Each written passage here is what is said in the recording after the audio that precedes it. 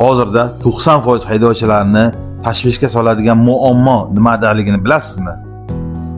Bu albatta moy sota olish vaqtida poddelka moyiga tushib qo'yish. Bu muammo bilan nafaqat moy qo'yish shoxobchalari, balki haydovchilar ham birga kurashishimiz kerak.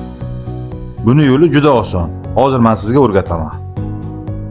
Moyni qayerdan sotib olishingizdan qat'iy nazar, idishni brak qildiring. Buning uchun idishni ustidagi manbaqasini yulib, buni yo teshib tashlasa bo'ladi, yo yirtsa bo'ladi. Idish brak bo'ldi. Bu idishdan hech kim foydalana olmaydi.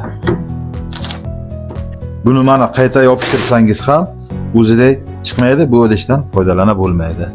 Yoki usti etiketkasi olinmaydigan idishni o'zini brak qiling.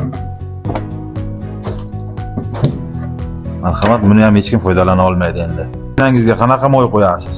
Kommentariyaga yozib qoldiring.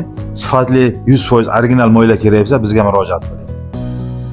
Bu videoni ko'proq odam ko'rishi uchun like va podpiska tashlab qo'ying va tanishlaringizga jo'natib qo'ying.